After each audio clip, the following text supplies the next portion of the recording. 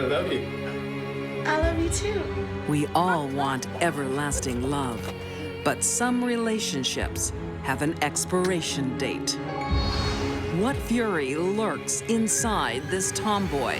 The stabbing made it so much more personal. Why does an excited fiancé turn into Bridezilla? She was a walking time bomb. And when a meek woman finally loses control, watch out. He's saying, I dare you to do it. Go on, I dare you. These deadly women think they've found true love, but their men won't make it forever and a day.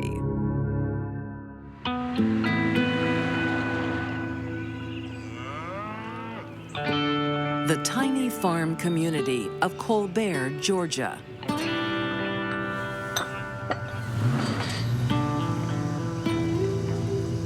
It's like the law's after you.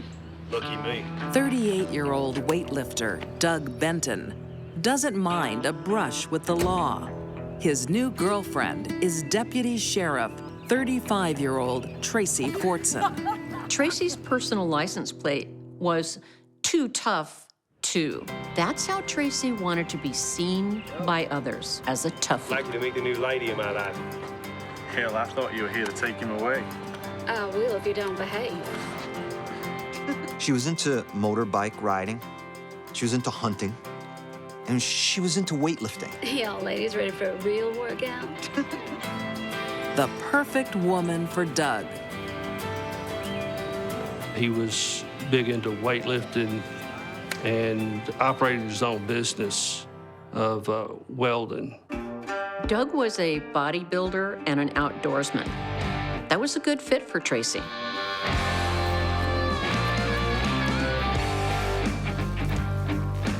Doug shares his toys with his new love, even his precious Harley. She was more of a tomboy. She was more into the things that men do. Doug had a Harley-Davidson motorcycle. He and Tracy would ride together. The hunting, the fishing, and the weightlifting. You know, they had found the perfect match for each other.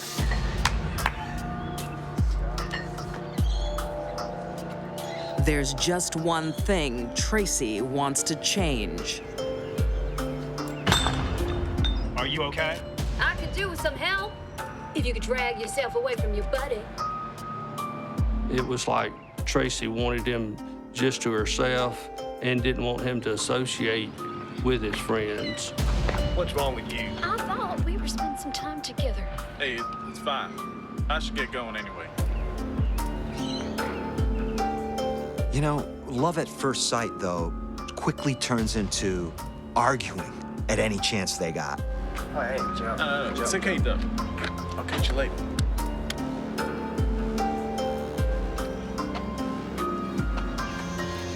He's my friend. I'm your woman.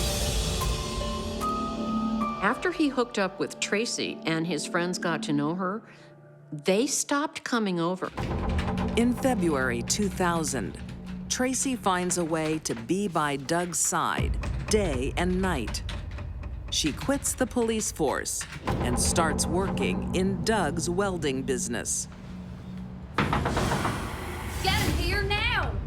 But it's still not enough. She wants Doug's undivided attention. Why? Get rid of him. No, I'm not gonna get rid of him. You know, here's a volatile relationship to begin with. Get rid of him now. No, he's my friend. They decide to work together. Really? Yeah, really. Is this a recipe for a disaster? If Tracy doesn't get her own way, she retaliates. Tracy would delete information off the computer to get back at Doug, to hurt his business because she ultimately was the one that was operating the computer. Get out of there! Tracy had to have known how Doug would react. That kind of behavior screams, it's fight night. Tracy! God! She runs outside and tries to kick over his Harley.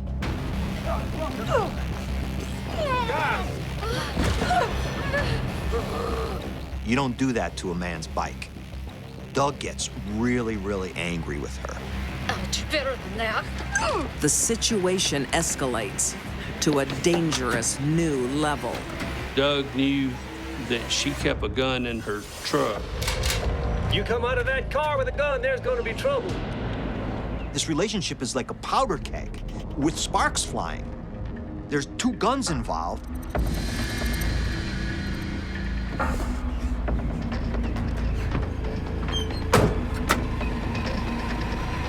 We have all this rage boiling up. Something's bound to happen in this situation. How can it not happen? Man, you need to get away from her. When Doug and Tracy drew their weapons, guns, on each other, that should have been the end of the relationship. Sadly, it wasn't. Doug doesn't know. Tracy is no stranger to violence.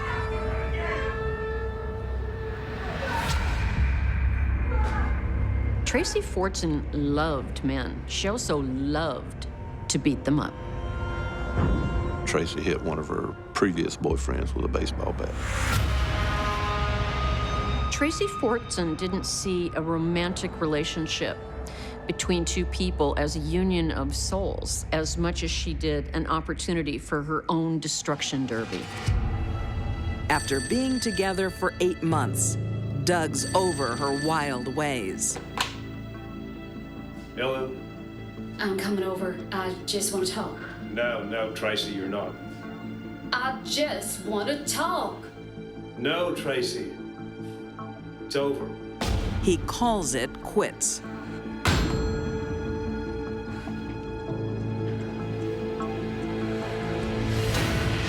To a sociopath, rejection is like pouring gasoline on an inferno.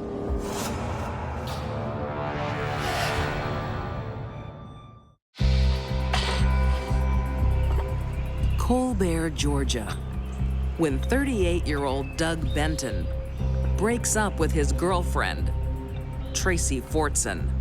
She cheers herself up with some retail therapy. Not clothes or shoes. This 35-year-old tomboy stocks up at a hardware store. She goes out and buys some really strange items that people don't really buy every day. She buys a cattle trough. She took cans of camouflage spray paint and sprayed the trough. She bought 10 80-pound bags of concrete. She bought a shower curtain. And you gotta ask yourself, what the hell is Tracy planning?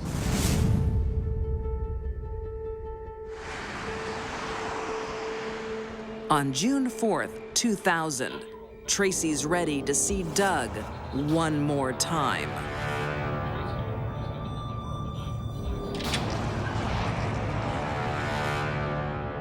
She comes into the house, he's sleeping on the couch.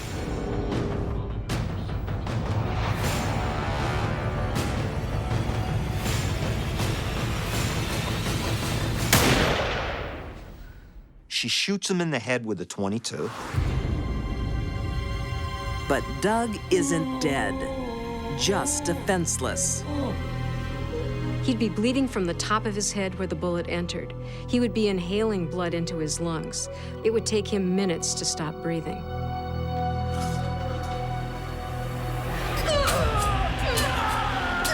She could have shot him in the head a couple more times to make sure he was dead. The stabbing made it so much more personal.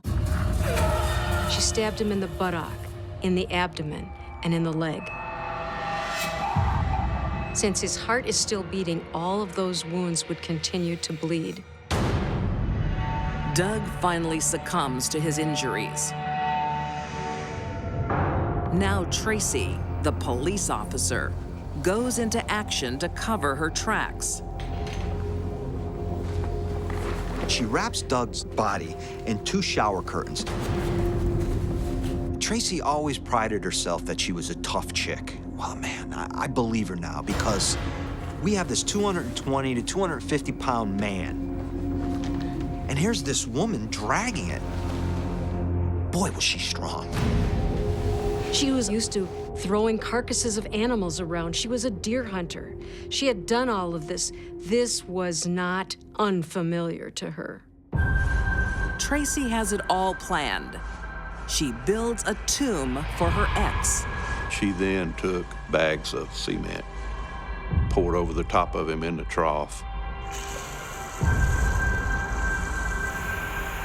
took a water hose, sprayed it down.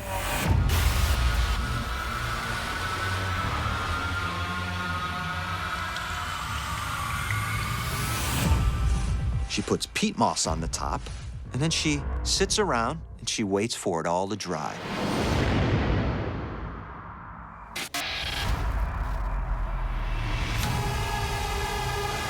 Doug's final resting place won't be a grave, but a camouflaged cattle trough in the woods.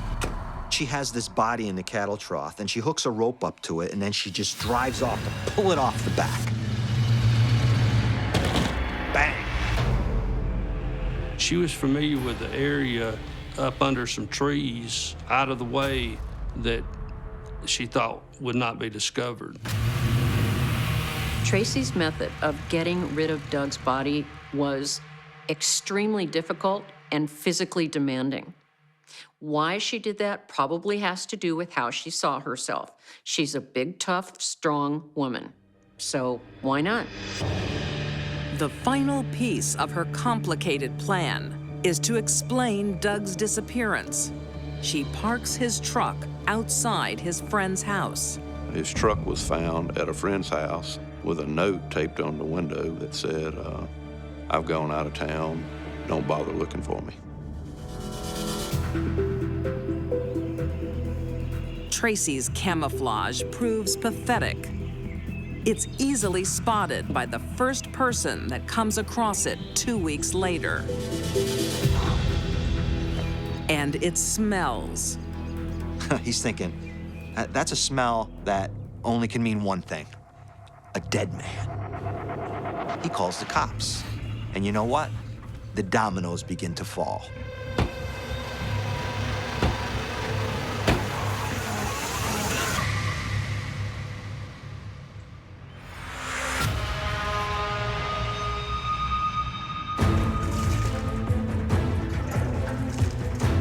Tracy starts to panic. She knows forensic teams will be heading to Doug's place. She wants to get there first. The couch was blood-soaked. There was a trail of blood that led from the couch to the door. She knew she had to cover her tracks. After all, she was in law enforcement. Tracy wants to burn the whole house down and uses candles as her fuse. She doesn't want to be around when the fire starts. Another miscalculation. When the flame reached the carpet, it extinguished. And I believe that was due to the Scotch Guard in the carpet, a flame retardant. The house is still intact. The police now have plenty of forensic evidence, and Tracy's left a long trail. The other things that she did, buying the watering trough, the concrete, the note, the fingerprint tape. The tape used to stick a note to Doug's vehicle was like fingerprint tape that only a cop would have access to, really.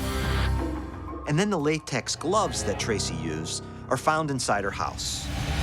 Even Tracy's attempt at camouflage comes back to haunt her.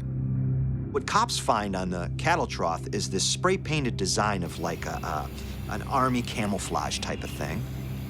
And then they also find a similar one on Tracy's mailbox. It was obvious that, she was the perpetrator. The only evidence Tracy did not leave was a signpost pointing to her head.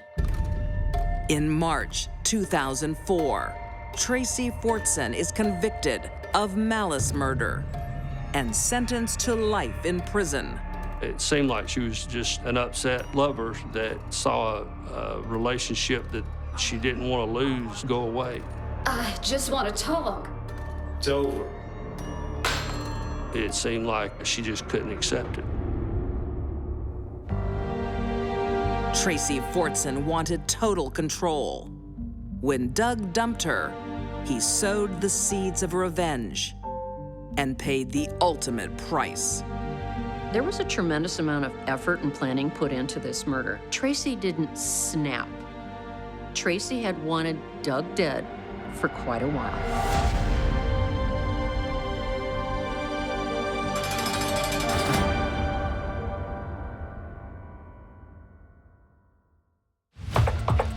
No! The chair goes over there, and the table goes against the wall. Planning a wedding is tough. She was stressed out. It should be the happiest day of your life, She wanted the whole thing to be perfect. as long as you get there alive. She was already fatigued, I've had to do this all by myself. resentful, and angry. Now she was furious.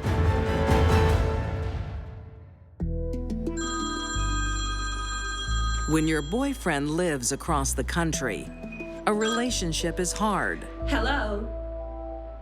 How's my girl? Missing you. I miss you too. But I'll be there next week. I'll be waiting. But 33-year-old Nicola Franklin is sure she's found the one. I love you too. 36-year-old truck driver Billy Brewster. Billy and Nicola met in California when he was driving his truck there for work. Girl. What am I supposed to do till next week? You are gonna have to wait.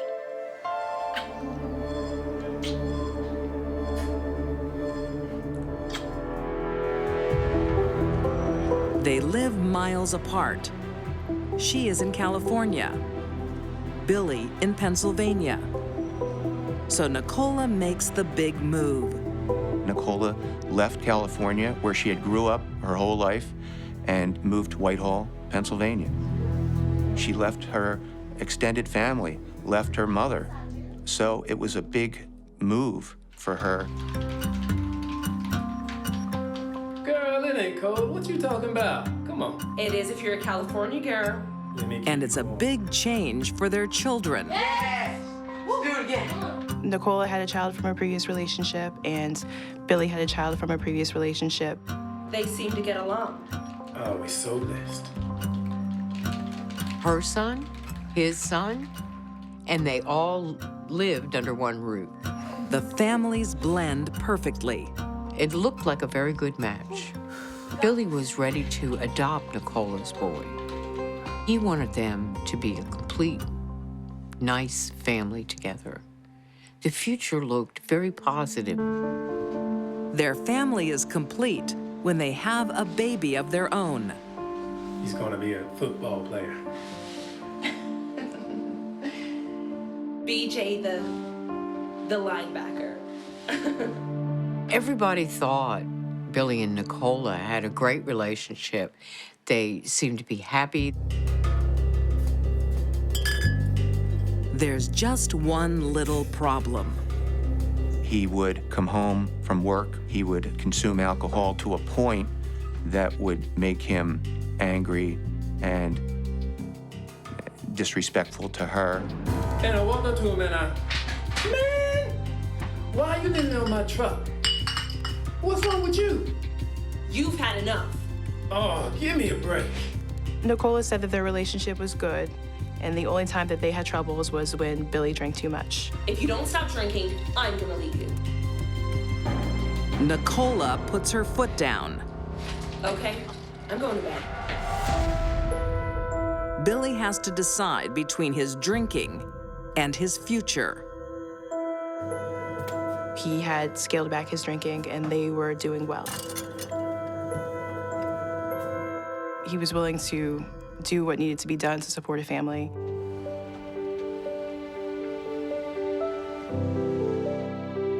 one thing missing. Now all they need is a wedding. Will you be my wife? It's the day Nicola's been waiting for. But Billy doesn't want to spend too much money. She wanted everything to be perfect, of course, and she was working on a very, very small budget. Oh my God, it's beautiful. You gotta get it. I can't afford that. I've only got $500 for the whole wedding. The whole wedding? Nicola said that Billy had given her a budget of $500. She would have to pay for her wedding dress. She would have to pay for the children's clothes. She would have to purchase food and make other arrangements for the wedding. It's a lot to do with $500. No! That goes over there. And the table back against the wall. The wedding and reception will be in their own modest apartment.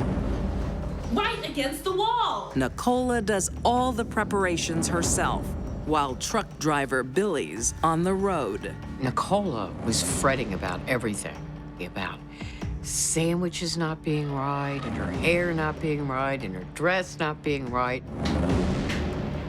Every bride is under pressure before her wedding. What else do you want us to do? Move those chairs. But Nicola is feeling it more than most. There was something that made Nicola crack. Instead of wedding bells ringing, police sirens were heard.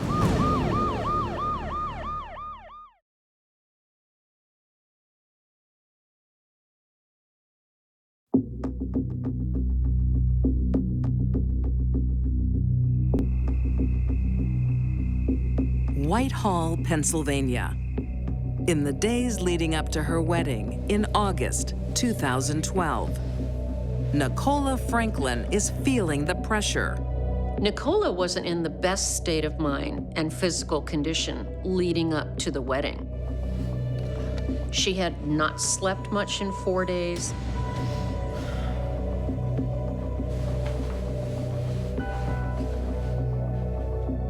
She was a walking time bomb from sleep deprivation. Her fiancé, Billy, is away, and she's doing everything for their low-budget wedding. Billy was on the road right prior to the wedding. Didn't get home till like the night before. It was 16 hours straight, I'm telling you. When he does, he arrives with his cousins. They're in the mood to party. You gonna finish on time? Don't you start. I've had to do this all by myself. Just put your bag in that room there. Go grab something to eat. While the last-minute wedding preparations were going on in this small little house, there was Billy, Nicola, 3 children, and suddenly... We're just gonna get some food. We'll be back. Billy's cousins, and they're staying in the house. So the house was really overcrowded. Nicola is getting her hair and makeup done, and there's a lot more to do for the morning ceremony. It probably would have been a better move on Billy's part to stay at home and help her. But Billy wants to celebrate. I want the curls to be tighter.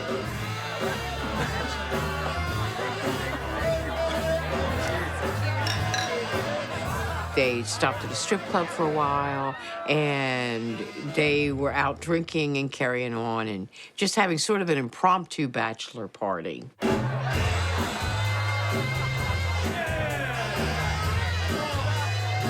Previously, he had been a heavy drinker and that he had scaled back his drinking.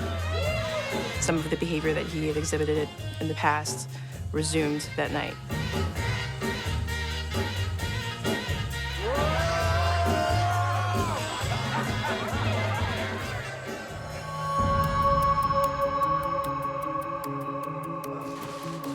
Nicola's been left alone, preparing for the wedding. When Billy finally returns home, it's to a frosty welcome. You guys eating yet? No, not yet. Nicole, they gotta eat. Go get him something. I can't do everything by myself.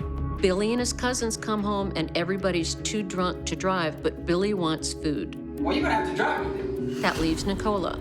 She was already fatigued, resentful, and angry. Now she was furious. Have you got money? No, what happened to the money I gave you? Are you kidding me? An argument ensued between the two of them. You're drunk. I'm not drunk. Nicola thinks Billy is about to ruin the best day of her life. Billy, who in Nicola's eyes was drunk, grabbed her face. Her eyelash fell off that she had gotten done when she had her makeup done. To make matters worse, Billy, who's very intoxicated, wakes up their one-year-old baby. That's the straw that broke the camel's back. Nicola calls 911. My boyfriend just beat me up. He's been drinking. I'm not drunk. It's like the perfect storm. I'm gonna kill him. Nicola could have walked away from Billy when he was being difficult and calling her names. I'll whip your ass. Are you out of your mind? She could have gone into the bedroom, closed the door, and that would be that. She chose not to. You are overreacting. Nicola lost it. What you gonna do with that? Billy tries to calm his wife-to-be. He had his palms up and he was saying, is this really what you want to do? You wanna die tonight?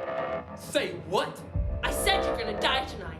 You're gonna die. While still on the 911 call, Nicola says to Billy, do you want to die tonight? Do you want to effing die tonight?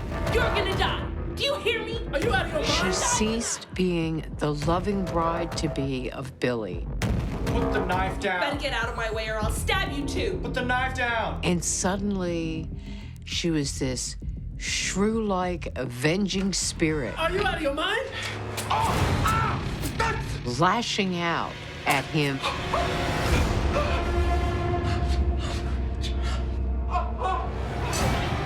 Billy's cousin disarms Nicola. One of the knife wounds went straight through his heart. Oh my God. Oh. Nikki, call 911. Call 911. Help arrives too late. Billy bleeds to death. Nicola is arrested on her wedding day. When Whitehall police told her that Billy had died, she became hysterical. She started screaming and crying and saying that she would still marry Billy. The next morning, instead of a ceremony, guests arrive to a crime scene. And Nicola is behind bars. I've never heard of a situation where the groom spent the night in the morgue while the bride spent the night in jail. It's a crime no one can understand. A loving relationship destroyed. All because of the pressure of a wedding. I guess Nicola was the ultimate Bridezilla. The court has no sympathy for Nicola's frustration. In 2013, she is convicted of first-degree murder and sentenced to life in prison.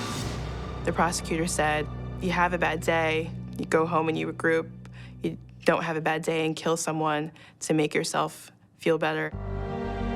For most women, their wedding is one of the happiest days of their lives. But Nicola leaves 2 orphans and 2 devastated families who had every reason to think it would be a perfect union. There's no criminal history of Nicola being involved in violence. However, now Billy's dead and she's in prison.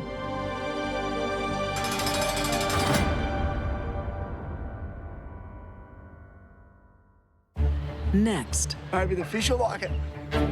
still waters can run deep. Angela was well and truly under the control of Doug Kelly. Hey, Steve. Pick him up! Take it outside! And when a passive wife reaches her limit, He was just willing to throw his weight around. You have been cheating me. You're lying! a storm is on its way. She had been fantasizing about this moment for years. 2012. On Australia's southeast coast, Angela Williams is raising her children with the help of her boyfriend, David Granger. David Granger was a big man. It was no coincidence that his nickname was Bear. He was large, stocky, had a beard, a little bit overweight. Caught any good fish lately, Bear? No, work's been flat out. Too busy. Chaotic. He's a bear of a man with a heart of gold. And after years of turmoil, Angela is finally happy. 4 years earlier, her common-law husband, Douglas Calley, went fishing and didn't come back. Their 2 children haven't seen or spoken to Dad since. Their only contact is the occasional present. Angela gave her son Doug's prized diving watch as a gift. She said that Doug had sent it to her to give to him. It's Doug. Angela is the only person Doug will talk to. Yeah, just give me a second. During this party, she took a call, went off into another room, said she needed some privacy. She returned to the group upset. What is it? Dad wants us to move to the coast. Saying that Doug was pressuring her to move to New South Wales. What'd you say? I said no. But Angela isn't about to go running back to Doug. For 23 years, he kept her under his thumb. Can you clean them outside? I called him, you can clean it. Doug was, by all accounts, a very controlling and often a very demeaning man toward Angela. I'm not touching it. There you are. No, I'm not. There you are. No, I'm not. He belittled her. You clean them. No! Pick them up. And was generally quite domineering. Come on. Pick them up. Get them outside. Go. As the years went by, Angela became more and more isolated from outside sources. She stayed at home, had fewer and fewer friends. Doug doesn't want people around to witness his illegal activities. Doug had somewhat of a sideline business dealing cannabis. It's the cops. He had 2 prior convictions with the police for dealing. You gotta explain this. Just some scales for a cookie. What do we got here? When the police bust him a 3rd time, he tests his power and control over Angela. That's mine. And Angela submits. When he was caught, actually asked Angela to take the rap for him.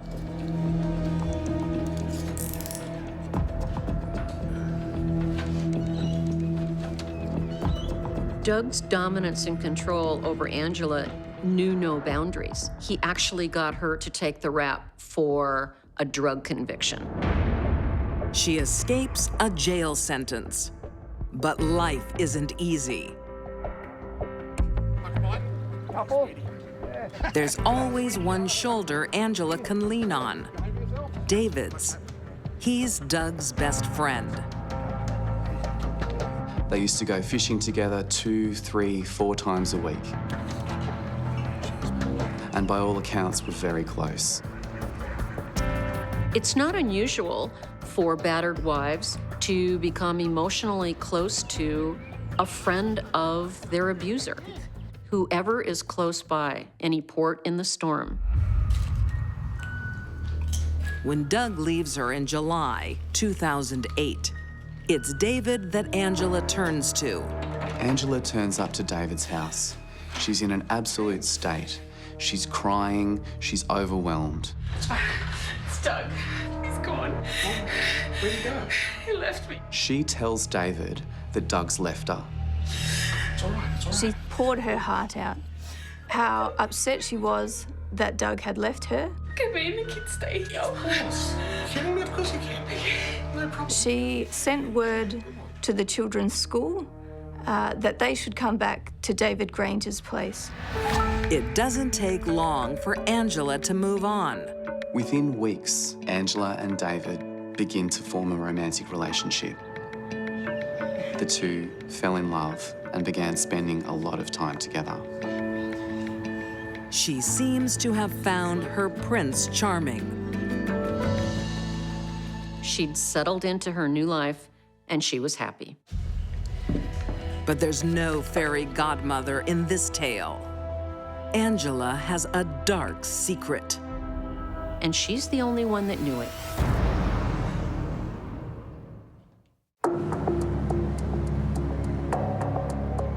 In 2012, on the southeast coast of Australia. It's been 4 years since Angela's husband of 23 years, Doug Calley, abruptly left her. He went fishing and never came back. Now she is moving on with his best friend, David Granger. Hey! Get out of the garden! Hey, settle down. They're just having fun. But all is not quite right with Angela. Angela would never let the children play in the backyard.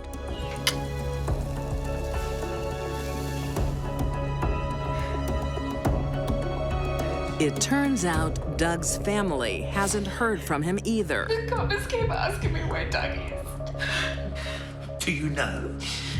Doug Calley's family were always suspicious about the circumstances. His father registered him as a missing person. 4 years after Doug's apparent disappearance, the police begin seriously looking into the case. His bank accounts hadn't been touched. He hadn't made a single word of contact with anyone. Angela was still maintaining her story that Doug had left and moved to New South Wales. But when Doug's family convinced the police to inspect Angela's home, secrets are exposed. They found a blood stain in the main bedroom. It changed everything. Everyone is about to find out what skeletons are buried in Angela's past.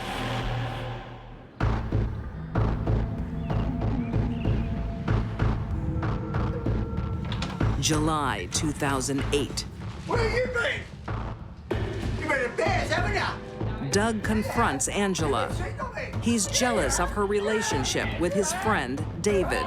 He flies into a rage. You're lying! You're lying! He throws her up against the wall, grabs her by the throat, calls her every name under the sun.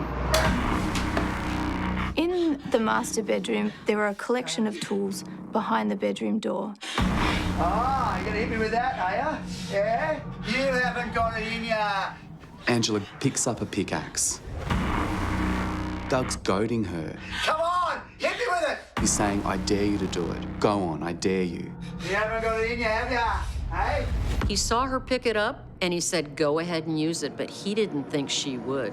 You haven't got it in ya. But she did. The lady snapped. She loses it. The first blow would have been enough to kill him. It certainly disabled him.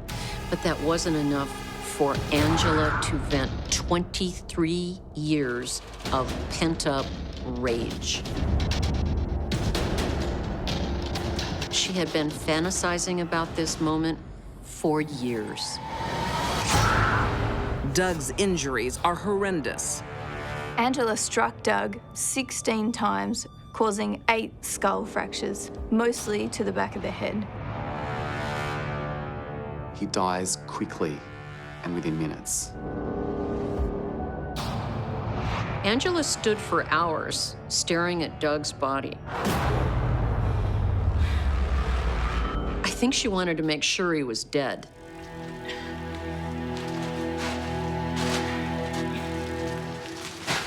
Angela has a dead husband on her hands and her freedom to protect. She wraps the body in a tarpaulin and rope. Drags him through the house, out to the backyard near the tool shed.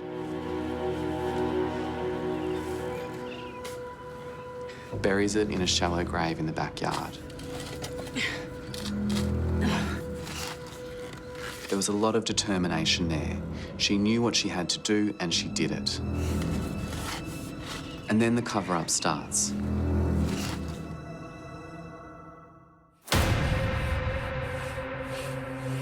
Angela is determined to leave no trace of evidence behind.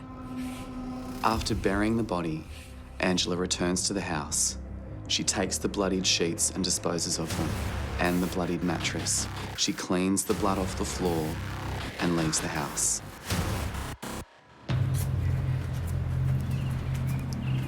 But after 4 years under police scrutiny, Angela can't keep up the charade any longer. I can't go any further. The truth came out. He's buried over there. Where? She confessed. Angela voluntarily agreed to show police where she had buried the body. Angela told the police she didn't know the effect that hitting him with an axe would have.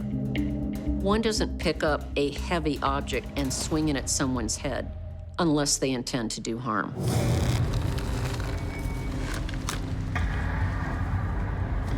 He was dead and gone, and in her mind, he deserved it. In 2012, Angela Williams is charged with Doug's murder.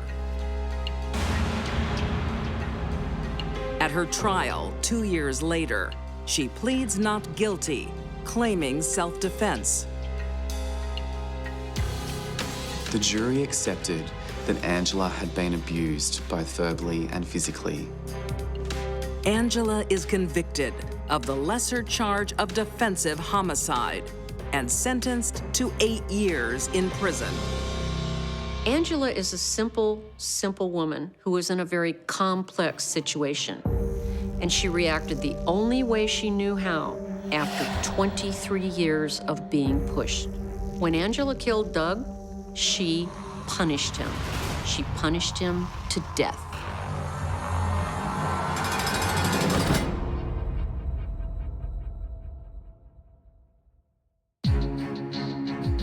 These deadly women couldn't go the distance. Tracy Fortson turned her lover's rejection into revenge. Nicola Franklin's wedding day jitters turned lethal. And Angela Williams ended 23 years of marital abuse with an axe. Their loves weren't made to last forever and a day.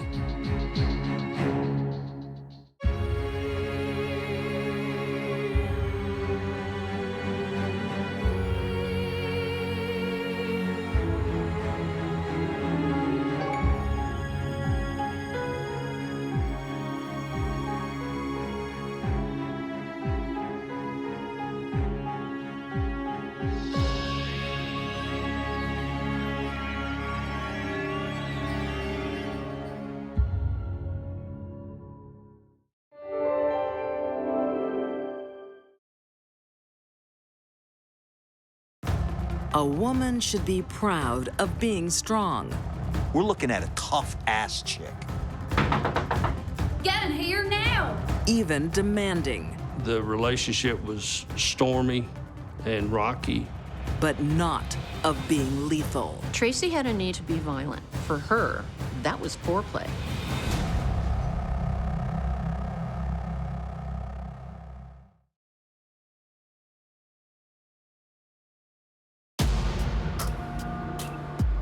Tracy was young, tough, strong, determined, familiar with guns, and she was also a hunter.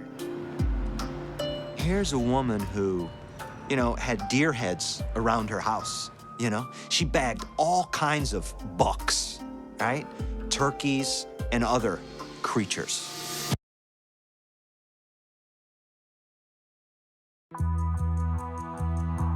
Tracy's aggression put most men off, but not Doug.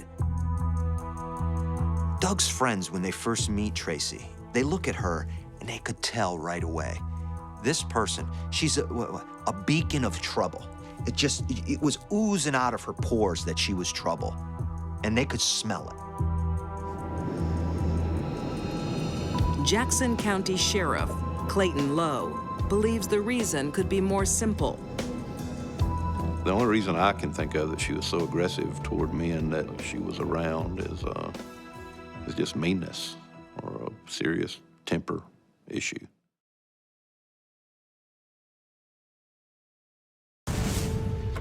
Tracy really, when you look at her life in a totality, was like a walking storm, if you will, of chaos. And now you got a hurricane, right? A hurricane, and what's gonna come out of that hurricane? Violence.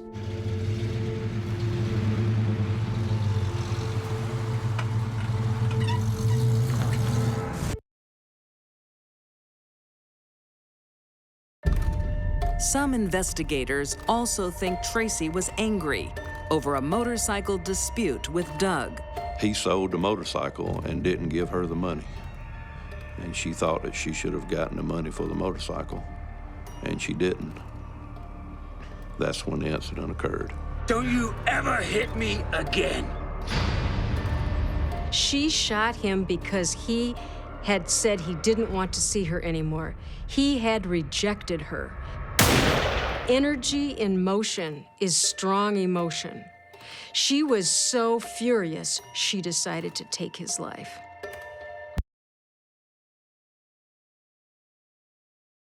Billy, put the baby down. It's my baby. Billy took the baby in his arms. Billy, give me my baby. It really upset her that this drunken husband-to-be picked up her baby. Give me a knife. You crazy. Give me a knife. She thought Billy was gonna leave the apartment with her baby.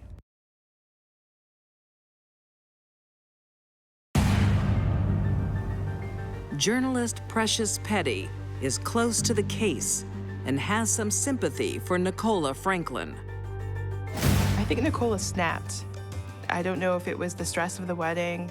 I don't know if it was, allegedly being assaulted by her husband-to-be.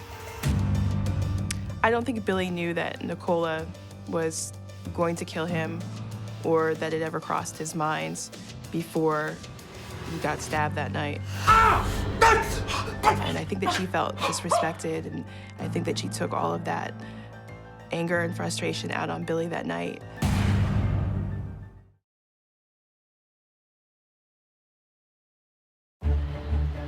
Maybe the fish will like it. Still waters can run deep. Angela was well and truly under the control of Doug Kelly. Pick him up! Take him outside! And when a passive wife reaches her limit, He was just willing to throw his weight around. You have been cheating him. You're lying! a storm is on its way. She had been fantasizing about this moment for years.